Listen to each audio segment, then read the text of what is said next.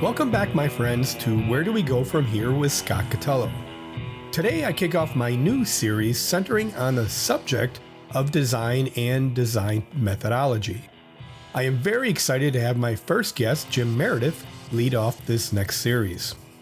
Jim represents for this series an architectural perspective as it centers around the approach and methodology of design.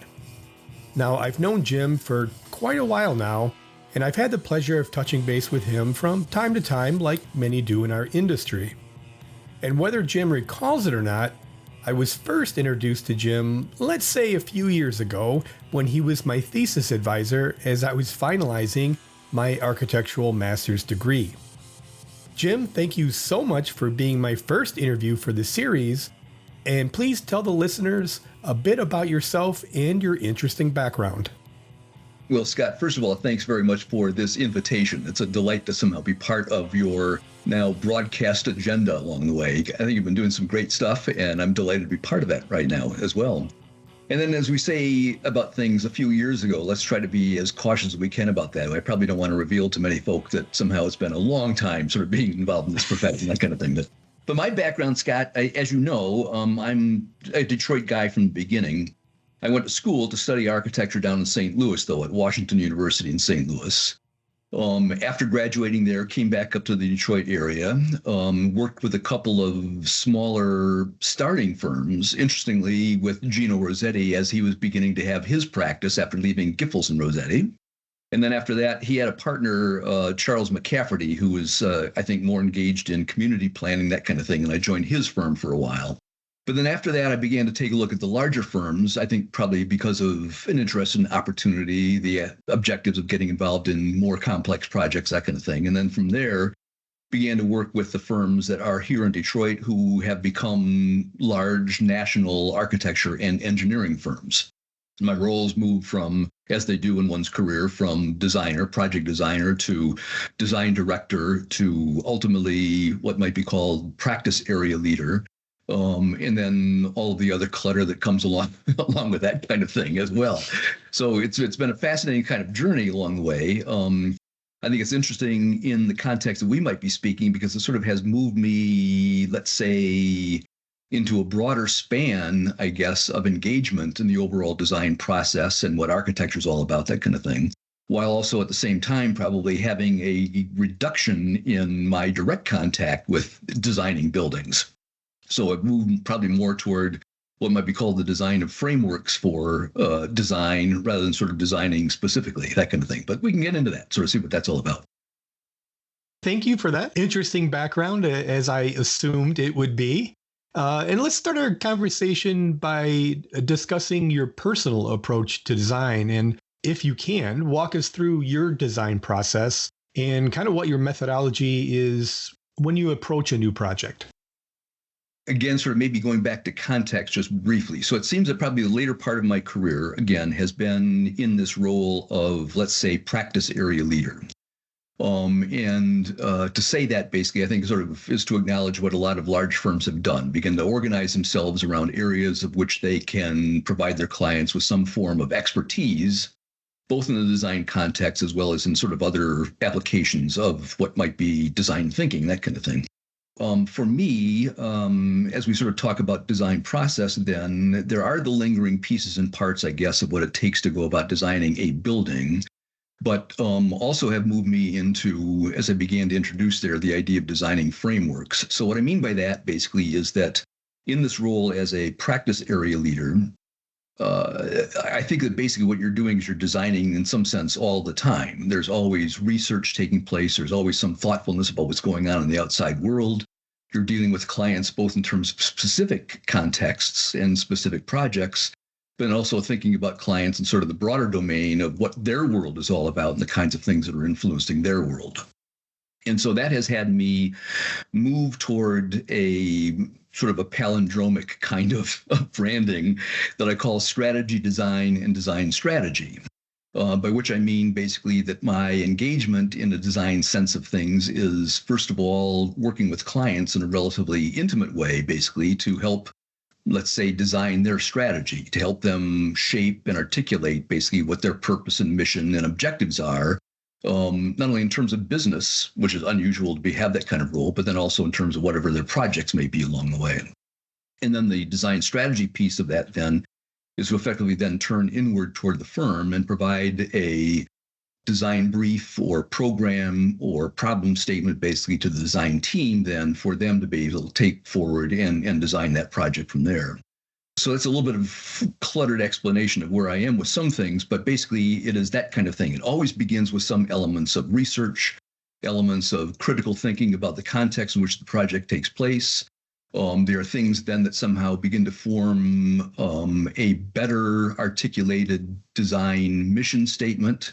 There are things that then sort of begin to move toward the development of alternative concepts. And then basically with those concepts and probably more programmatic concepts than design concepts, we'll talk a little bit about that maybe, and then basically guiding the team to go forward from there. So for me, the process is one which starts outside of a project, and then as it swirls closer to a client and a project then begins to drill down inside of that, and probably once inside begins to be relatively conventional as far as design is concerned. Oh, very good. So when I left Lawrence Tech, after being advised by you, thank you, one of my earlier jobs was Gunnar Burkertz, who I know you know. Mm-hmm. And he had a certain philosophy of design. He was more of a conceptual, I think, thinker and designer than he was pragmatic. But for yourself, do you consider yourself more of a conceptual thinker, designer, or more of a pragmatic? So that's an interesting challenge in that question. I suppose basically that, architecture has this kind of functional essence, right? And so there's that aspect of pragmatism somehow, I suppose, that is always present there. But in terms of where I am in the overall process, Scott, I think it's probably more in the conceptual side of things. And that is basically because I'm sort of really very much interested in, I guess, changing the context, changing the lexicon of what our design mission is, for one thing, and then beginning to generate mutations almost, I guess, in terms of what a project might be, what a building might be, where we might go with the overall thinking of the client, a variety of considerations in that regard. So maybe let's try that for a moment. No, I'll let the listeners deal with that one for a little bit. You had mentioned previously in your first statement regarding research. So how much does research play? You say you're a conceptual designer. How much does research play in developing that concept for you?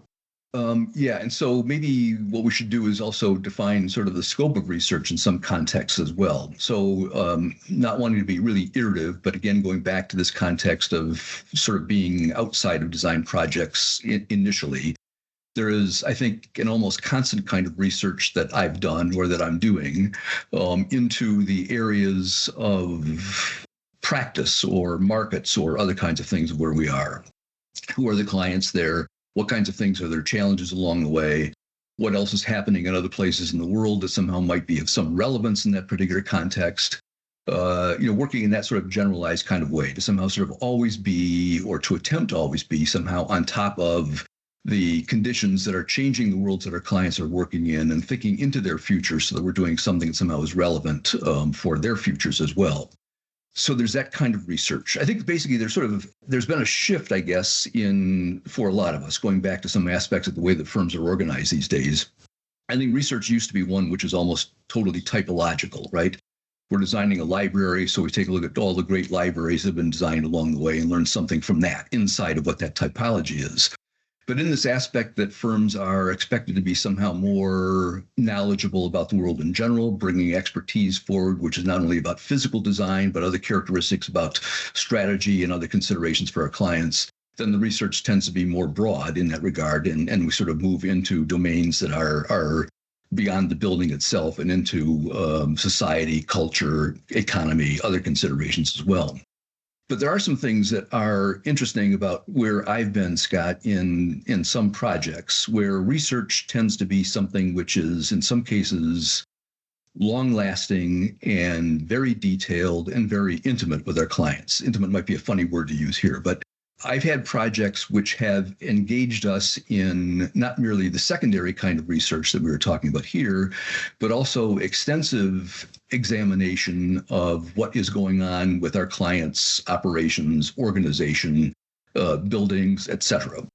So we engage sometimes in extensive periods of effectively living inside of our customer organizations to learn more and more about them, which will bring a lot of considerations of things like surveys, observations, other pieces and parts of direct observation in that regard, the generation of different sort of ways of thinking about things that somehow confirms what we're learning in terms of those observations and other data that are collected along the way,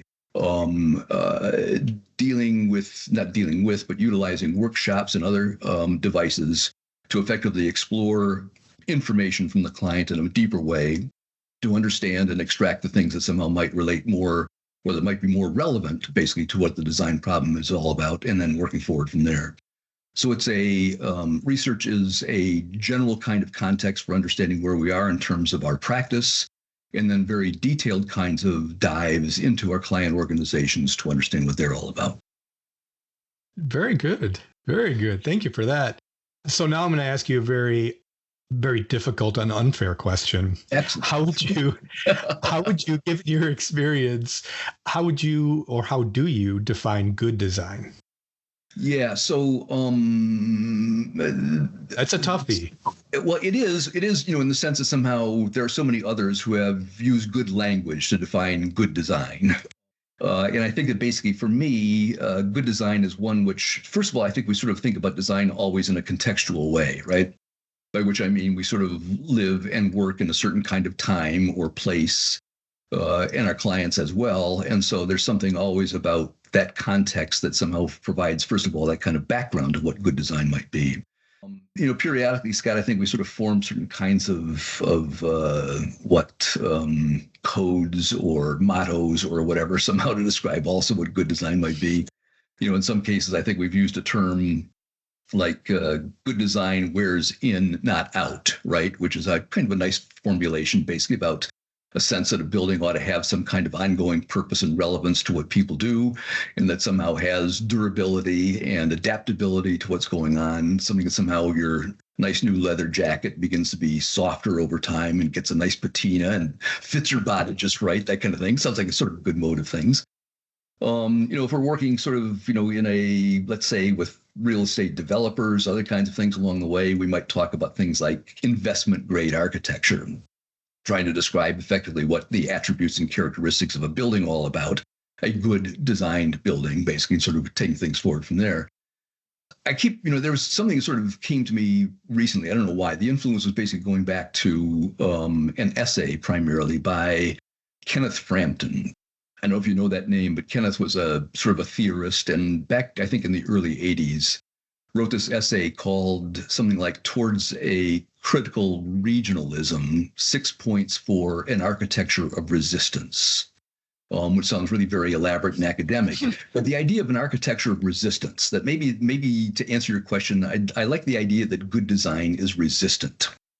And by that, maybe I mean that the more that we resist bringing things from other places to what our particular application is without somehow sort of thinking about modifications and changes along the way, the less that we are sort of thoughtful about the specific context that we're working in. Maybe that's sort of what that might mean, that sort of critical thinking that sort of yields a resistance to applying a norm and instead sort of finding some new way of thinking about things from there. I don't know, I think I might have brought up the term mutation earlier. It's another thing I sometimes think about, which is just coming to, I think, an observation made by Roger Martin, who's more of a management thinker, but I think he's referred to innovation, or what we might think about as being creativity, as being only incremental. They are sort of elements of putting a polish on something that sort of existed before and moving things sort of slightly forward, but that basically bringing something new into the world, bringing mutation forward, some new DNA, some new way of thinking about things that then performs as the model for the future going forward, seemed like a nice kind of accomplishment. So maybe that's another aspect of things. Maybe great design is a mutation in that sense of things. Yeah, I like that approach. I think, again, going back to one of your earlier statements, focusing on your process a little bit. Do you have a mantra when you look at your own design philosophy? Is there like a statement or something that you just kind of have? No. Okay. Fair enough. Fair enough. Yeah. I mean, I think, there are things that somehow have emerged along the way, Scott, as maybe articulations of some kind of motto or simple declaration, basically what we might be up to in terms of what our practice is all about.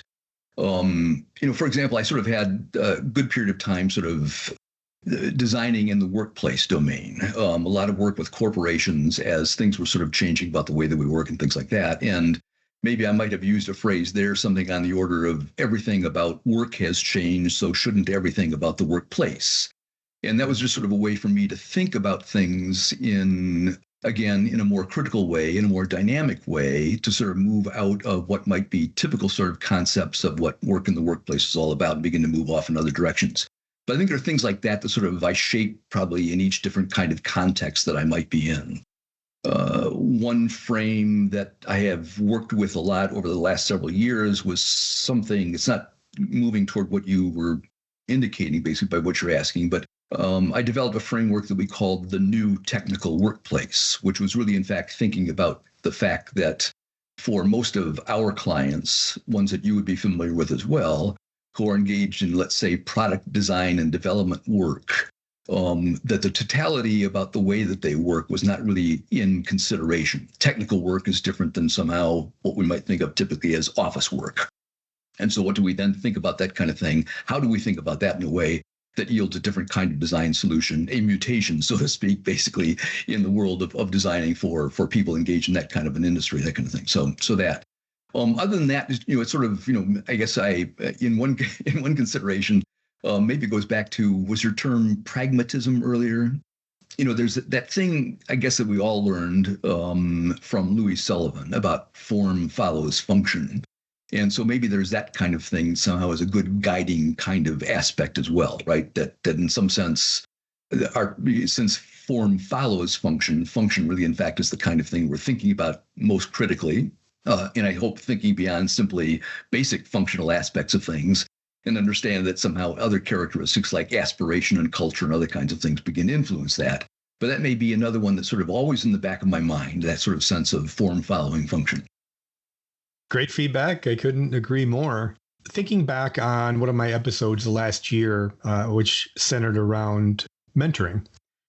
You've been in this field for, quite a while now and understand, I'm sure, that no one gets through this field alone. We all have mentors that have helped us along the way. And I guess, given that, what are some of your mentors that have influenced you or have been a big influence, either a who or a what, on your design process and career? Yeah, that's a good question. In the sense that basically, I'm not sure I can sort of point to any one specific person. I think we all work with people along the way who are who shape us in different ways, make observations about the way that we're doing our work, and begin to sort of suggest maybe a different sort of approach, that kind of thing. That's always been very good. I think for me, let's see, working with clients is always illuminating, and I think always influential in some ways. And maybe a way to think about answering your question is to go back to, I had at least one project in my career that lasted for a very long time. We were engaged in this project maybe for close to a decade. And this was for an organization that was very important to the local economy, important to the national economy, but an organization basically that simply had lost its way and got in some relatively significant trouble, almost came to bankruptcy. And now here we were sort of at the forefront of designing a new future for this organization. So the idea somehow of being over years of time working on an almost daily basis with people in that organization, as they sort of moved out of, in a sense, the threat of everything falling apart, and then instead into the hopefulness of what a new future might be, and all the things that somehow you might be able to sort of imagine in terms of the back and forth of what that's all about, seeing that on a daily basis, I think was highly influential to me in this sense of things, basically, that again, it's one of these things where you begin to understand maybe the human element of what our projects are all about and what our designs are all about, and begin to be much more thoughtful of the fact that what we provide in designing a building is a place where people's lives are shaped and fulfilled and find meaning and purpose. And so maybe what I'm getting around to with that is that sort of that close engagement with a client like that is maybe the most influential piece for me, in that sense that somehow it reminds me all the time that what we're doing is designing not simply a beautiful object to sit on the face of the earth, but something that somehow is meaningful to the lives of the people who then occupy those buildings. I can appreciate that. And I think you kind of touched on the next thought or question I had is because I find the later I get in my career, oddly, it's more of a challenge to find inspiration. So given that, where do you find inspiration? You're right. It's more difficult. We ourselves are somehow more it's not cynical, it's not the right term, but maybe a little bit more critical of things along the way. Is jaded a good word? It might very well be. Exactly. Yeah. I don't know. I probably ought to go back to the derivation of the word inspiration, but maybe it's that aspect of things. I mean, there's that classic sort of phrase that I get my best ideas in the shower. And in some ways, maybe that's really what inspiration is for me as well, in some sense, which is to say that I think that we are, as designers, curious people, always interested in the way that things are done or the way that things might get improved, that kind of thing.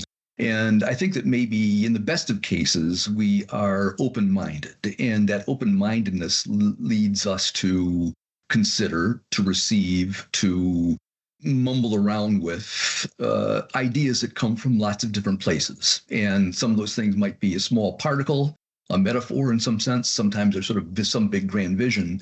But I think it's that aspect of openness that basically is, for me, the source of inspiration. I don't go looking for inspiration. It's that inspiration finds you, maybe is really what it's all about, right? So if we're lucky, keeping our fingers crossed, keeping our eyes open, keeping our ears open, being thoughtful about the way that the world is out there, maybe that's the best way to find that inspiration. I can appreciate that for sure. As somebody who shares the same sort of duration in this field, and when I say duration, I mean, I had started out with hand drafting, and when I started my career out, as I'm sure did you, and then gravitated to the CAD, and now things are BIM, but we're now rocketing through our field on an AI rocket right now. So given that we're sort of in this new contextual technology, how are you using it? What are you seeing of it? And how would you introduce it into your design? Yeah, it's amazing sort of what's taking place in this domain, right? Things are moving so fast, and it's astonishing how almost every day of the week one learns about some new capability, both in the terms of maybe threat as well as opportunity, right? I've only dabbled in some things, Scott, in terms of utilizing AI in practice. I've gone to earlier forms, let's say, of DALL-E or Midjourney to basically have a device that somehow turns some element of text into form, right? And that's been kind of interesting to play with and to deal with along the way. I've gone to ChatGPT, to Claude, to Perplexity, to a variety of others, basically thinking about composing things for, let's say, for proposals, for research, for other kinds of purposes along the way, using that. So it's really a fascinating kind of domain in which basically these characteristics of visual production, of textual production, and other characteristics begins to be something that we can't overlook, it seems, anymore. I don't know what its overall impact is going to be on practice in general. There are firms, as we know, who in some sense will start almost immediately utilizing an AI platform for generating ideas.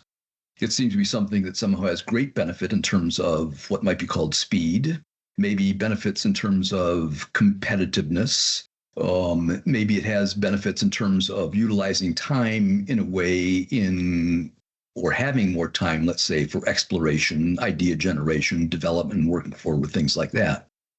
There are things, of course, that somehow seem to be threats in that regard, which is, and I have a good friend who was just absolutely terrified by the idea, basically, that somebody is out there sort of generating designs without sitting down, to your point, basically about those earlier, more familiar days of sitting down with a sheet of paper in front of you and actually scribbling something forward. So there is that. So it feels to me like I can find great levels of optimism, to tell you the truth, in what AI might be able to do for us.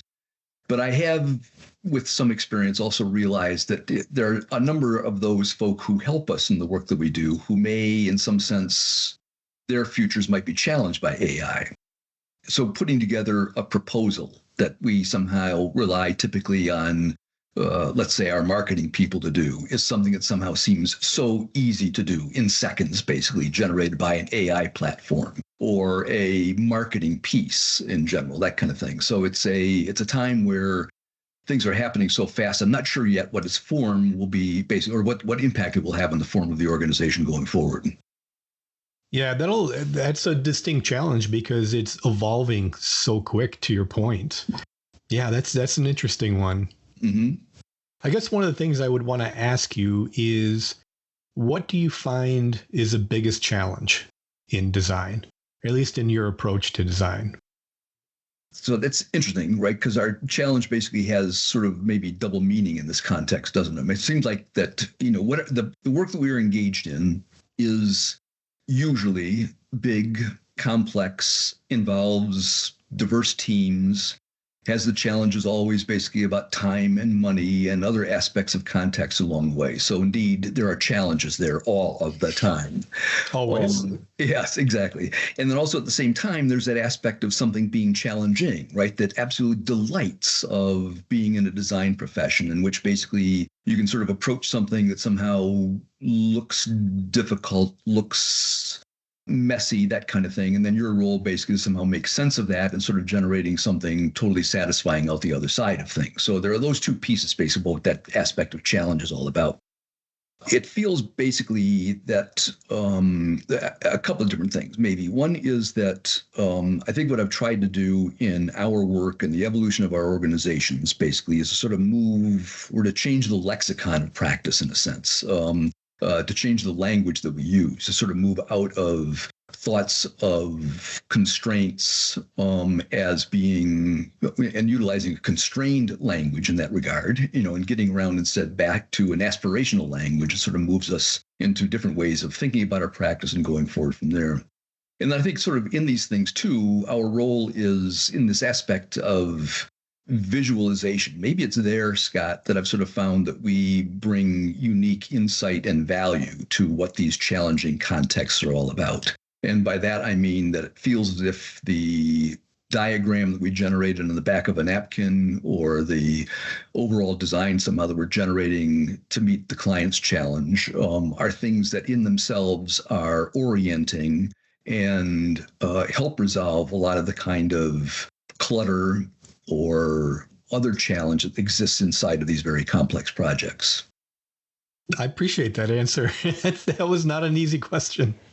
It's sort of, I don't know, it's I think about, challenging projects along the way at times. And maybe it sort of goes back a little bit to what we've been talking about. There was a project that I had that began with a relatively simple kind of mission to utilize an existing building and to adapt its use to scientific labs for a university.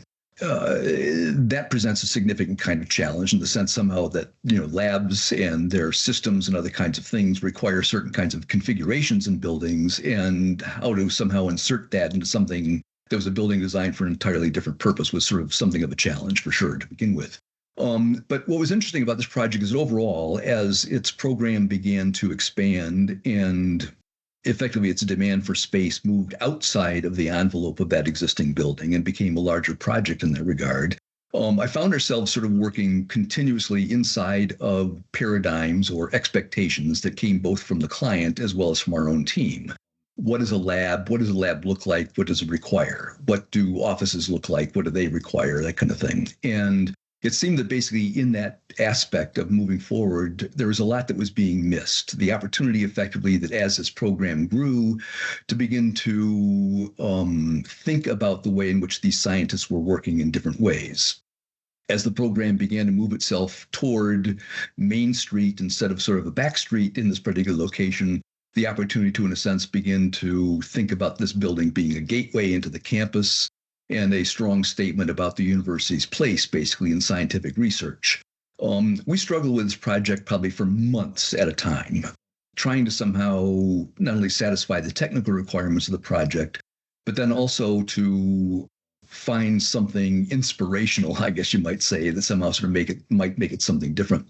So to go back to this idea about the sketch, I sort of, at one point in time with some frustration, I found myself sort of working over a weekend, putting together a storyboard of cartoons, effectively, that tried to evoke the idea of, first of all, of the client working in a different way, and then having our team then begin to respond to that with a more creative and more satisfying response as far as design was concerned. And this is something that somehow sort of appears more and more, or it has appeared more and more in my practice along the way. We begin to, as I said earlier, change the lexicon. So in this particular case, basically the program was typical, a series of basic science labs representing, in a sense, departments inside of the university doing medical research. So that's pretty conventional, nothing too much standing outside of that. But there was then also the possibility of taking a look at the fact that they were dealing with, let's say, issues, local as well as probably global in nature, whether you might call it obesity or cardiology, that kind of thing, that seemed to represent what might be called themes of research. And so that was what this cartoon set began to do, is sort of say, if we started thinking about design in this particular case as more of themes for research rather than somehow research departments, what might that do for the client as well as for our design teams then? This project turned itself inside out. There's more detail that we can go into about that, which I won't, it's not appropriate for now. But basically the idea effectively was that a change in language, the representation basically of a visual sketch, was a really extraordinarily powerful element to change everybody's thinking and to generate a new entity for the university and an entirely different way of working for most of the people who then became part of that program. It's been highly influential. I think its success has been great in other places. It's another one of those mutations that I talk about that somehow seem to be so powerful. So anyway, so the challenge to do something appropriate and in some cases innovative and new for the client seems to be always there in our projects. Dealing with the challenging issues comes back to what are the kinds of tools and techniques that we have for designing that somehow will help people begin to think about things in different ways and see things, see the potential in new ways of thinking about their buildings. That, Jim, is a perfect example, especially nowadays, post-COVID, with a lot of the adaptive reuse that people are doing, which is basically what you describe. That is a big challenge nowadays. Thinking ahead, I mean, given your vast experience in this field, I'm curious, for a young designer, let's say a student in architecture school or design school right now, what sort of advice would you give that designer? Watch out. Yeah.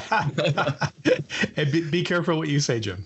Yeah, right. You know, it is fascinating because I think there's something I saw out of the corner of my eye recently, Scott, that I think was an organization doing a survey across our profession and yielding some pretty pessimistic thoughts. And these are things that somehow come from conventional areas of compensation. No, we're not compensated well enough. They come from aspects of misogyny. Where are the women in our profession? It comes to other characteristics, basically the fact that, gosh, everything we do somehow seems to be one of the biggest contributors to global warming around.